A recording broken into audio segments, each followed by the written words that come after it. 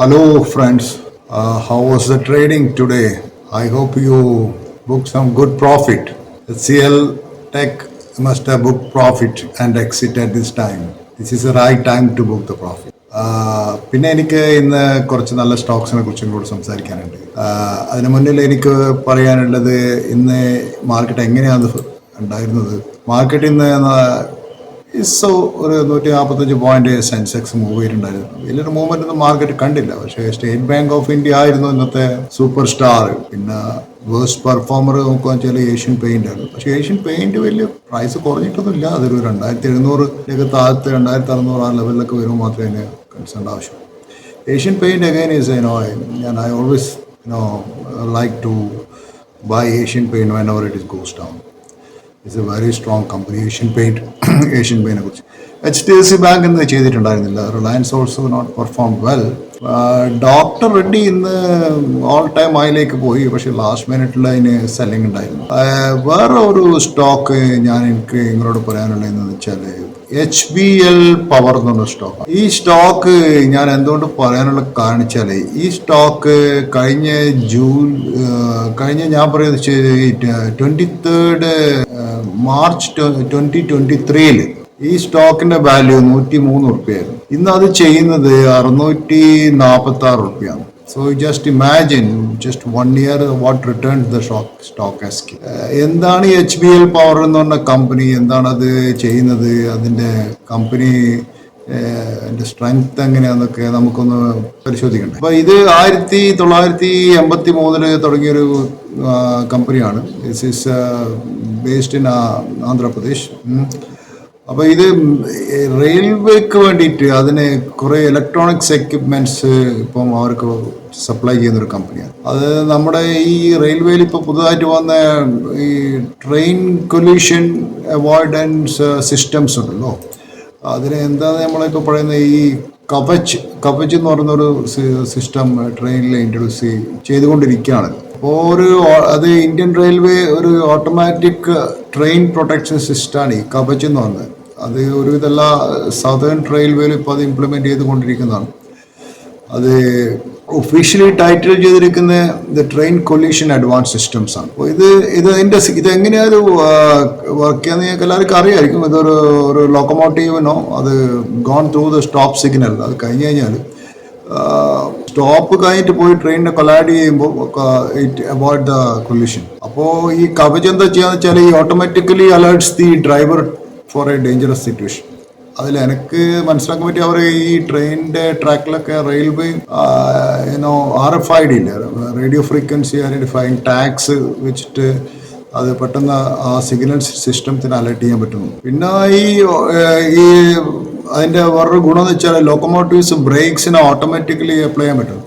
ഒരു train halt ചെയ്യാൻ പെട്ടെന്ന് ഓട്ടോമാറ്റിക്കലി ബ്രേക്സിന് അപ്ലൈ ചെയ്യാൻ പറ്റും. പിന്നെ ഈ Kavach continuously monitors the train movement and transmit signals head of the locomotives. ഈ പോകുന്നതിനെക്കാട്ടും മുന്നേ തന്നെ അതിന്റെ ആ ഒരു സിഗ്നൽസിനെ അത് അലർട്ട് ചെയ്യും. ഇത് ഇപ്പോൾ ഈ ഇന്ത്യൻ റെയിൽവേ പറയുന്ന കവച് 144 ലോക്കോമോട്ടീവ്സിൽ ഇംപ്ലിമെന്റ് ചെയ്തിട്ടുണ്ടെന്ന് പറയുന്നത്. 1445 കിലോമീറ്റർ റൂട്ട് 134 സ്റ്റേഷനിൽ സൗത്ത് സെൻട്രൽ റെയിൽവേ സോണിൽ അത് ഇംപ്ലിമെന്റ് ചെയ്തിട്ടുണ്ടെന്ന് പറയുന്നത്. അത് പണ്ട് ടെസ്റ്റ് ചെയ്തത് എനിക്ക് തോന്നുന്നത് നമ്മുടെ ഈ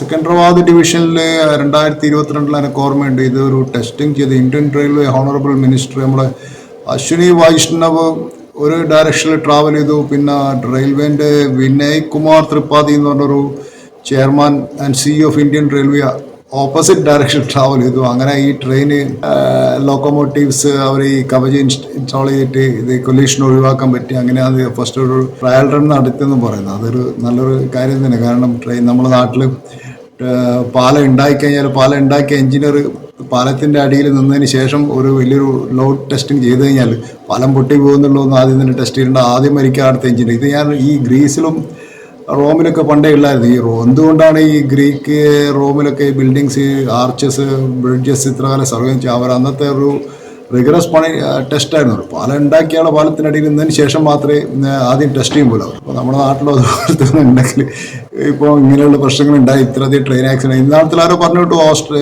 ഓറിസലായിട്ട് ഒരു ട്രെയിൻ ഇതിന് മുന്നിൽ ഇത് ഈ കവച് ഇൻസ്റ്റാൾ ചെയ്തിട്ടുണ്ടെങ്കിൽ ഈ ട്രെയിൻ ആക്സിഡന്റ് ഒഴിവാക്കാമെന്ന് പറഞ്ഞു വിട്ടു. എനിവേ ഞാനതൊരു ചെറിയ ഒരു ഇതിൽ പറഞ്ഞാണ്. പക്ഷേ ഈ കമ്പനി ഞാൻ പറഞ്ഞത് HBL പവർ സിസ്റ്റം, ഇവര് റെയിൽവേക്ക് വലിയൊരു സപ്ലൈ ചെയ്യുന്ന കമ്പനിയാണ്. ഇതൊരു റിസർച്ച് ഓറിയന്റഡ് കമ്പനി എന്ന കമ്പനി ക്ലെയിം ചെയ്യുന്നത്. പിന്നെ കമ്പനിക്ക് there are lot of battery division, electric mobility, electric drive train kit, പിന്നെ ഡിഫൻസിന് അവർ സപ്ലൈ ചെയ്യുന്ന മാനുഫാക്ചറിങ് ബാറ്ററി സപ്ലൈ ചെയ്യുന്നുണ്ട്, എയർലൈൻസിന്റെ ബാറ്ററി സപ്ലൈ ചെയ്യുന്നുണ്ട്. ഇവർക്ക് ഞാൻ കാണുന്ന നിക്കൽ കാഡ്മിയം ബാറ്ററിയും ലെഡ് ആസിഡ് ബാറ്ററിയും ഉണ്ട്. പൊതുവേ ജർമ്മൻ ബാറ്ററിയിൽ ഞാൻ കണ്ടത് ജർമ്മൻ ടെക്നോളജിയാണ് വേൾഡിൽ. അവരുടെ ബാറ്ററീസ് ആണ് കുറേയൊക്കെ. പിന്നെ അമേരിക്കൻ ബാറ്ററീസ് ഉണ്ട്, പക്ഷേ ജർമ്മൻ ബാറ്ററീസ് ആണ് കുറേ എല്ലാ സ്ഥലത്തും കണ്ടത് ഞാൻ. അപ്പോൾ ഈ ലെഡ് ആസിഡ് ബാറ്ററി നമ്മളൊക്കെ ഇവർ മാനുഫാക്ചർ ചെയ്യുന്നുണ്ട് UPSന് വേണ്ടിയിട്ട്. പിന്നെ ട്യൂബുലർ ജെൽ ബാറ്ററീസ് ഇവർക്ക് ഉണ്ടെന്ന് പറയുന്നു. പിന്നെ അവർക്ക് പ്യുവർ ലെഡ് തിൻ പ്ലേറ്റ് ബാറ്ററീസും ഉണ്ടെന്ന് കമ്പനി ക്ലെയിം ചെയ്തു. ഇവർക്ക് കമ്പനിക്ക് പല ആളായിട്ട് കൊളാബറേഷൻ ഉണ്ടെന്ന് പറയുന്നു, ടെക്നോളജി കൊളാബറേഷൻ ഒക്കെ ഉണ്ടെന്ന് പറയുന്നത്. കമ്പനി എക്സ്പോർട്ട് ചെയ്യുന്ന പല കൺട്രീസിൽ എക്സ്പോർട്ട് ചെയ്യുന്നുണ്ട് പറയുന്നു. സോ ഇതൊരു കമ്പനി ഞാൻ കണ്ടത് വളരെ ഒരു മൂവ്മെന്റ് എന്ന് കണ്ടത്. ഓൾമോസ്റ്റ് കമ്പനിയുടെ മാർക്കറ്റ് ക്യാപ്പ് നോക്കാമല്ലോ 17,460 കോടി ഉണ്ട്. കറണ്ട് പ്രൈസ് 630 ഞാൻ പറഞ്ഞല്ലോ. അത് കഴിഞ്ഞ തവണ അതിന്റെ ആ ഗ്രോത്ത് ഈ 106 റുപ്യന്ന് ഇന്നിപ്പം 667 റുപ്യയിലേക്ക് 667 ഇന്നിപ്പോൾ ക്ലോസ് ചെയ്ത് 630 അത്ര പൈസയിൽ ആ സ്റ്റോക്ക് മൂവ് ചെയ്തിട്ടുണ്ട്. ഓപ്പറേറ്റിംഗ് പ്രോഫിറ്റ് ഗ്രോത്ത് 180% കാണിക്കുന്ന ഒരു കമ്പനിയാണ്. അപ്പോൾ ഇതിന്റെ പ്രൈസ് ടു ബുക്ക് വാല്യൂ നോക്കുകയെന്ന് വെച്ചാൽ തന്നെ 14.3 കാണിക്കുന്നുണ്ട്. Return on equity 27% return of equity. That's a very good return of equity. 27.7% return of equity ഒരു ഇൻവെസ്റ്റർ കിട്ടുക good thing. Free cash flow ഉണ്ട്. ഡിവിഡൻഡ് 0.07% കൊടുക്കും. പക്ഷേ എനിക്ക് തോന്നുന്നു ഈ കമ്പനിയുടെ valuation I'm not comfortable.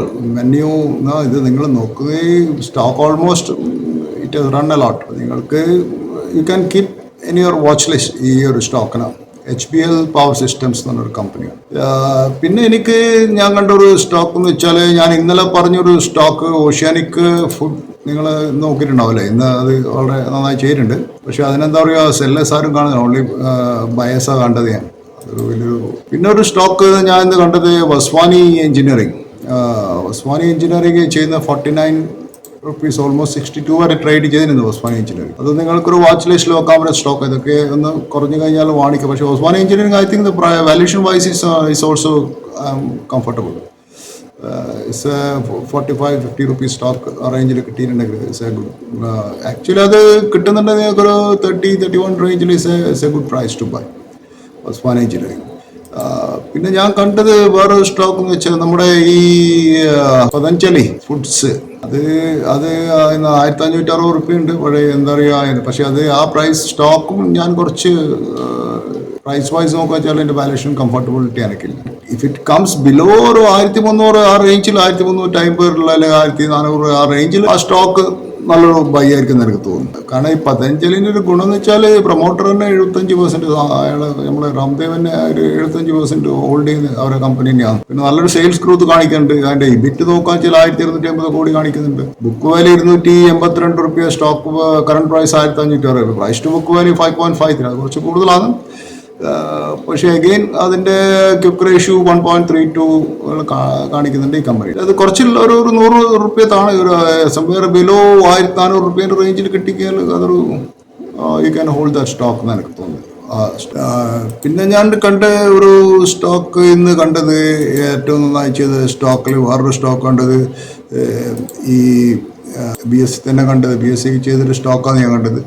ഈ NTPC, പവർ ഫൈനാൻസ് കോർപ്പറേഷൻ, ഇതൊക്കെ ഞാനിപ്പം കോൾ ഇന്ത്യ, ഈ സ്റ്റോക്സൊക്കെ കുറച്ച് ദിവസങ്ങളായിട്ട് മൂവ് ചെയ്യുന്ന കാണുന്നുണ്ട്. പക്ഷേ സ്റ്റോക്ക് ഓൾറെഡി വളരെ ഹൈയിലാണുള്ളത്. പക്ഷേ ഈ ബഡ്ജറ്റിൽ അതൊക്കെ കുറച്ചൊന്ന് മൂവ് ചെയ്യാൻ സാധ്യത. പക്ഷേ ഷോർട്ട് ടേം ട്രേഡ് ഒക്കെ അത് കൺസിഡർ ചെയ്യും. പക്ഷേ as an investor you won't get the margin of safety buying at this price.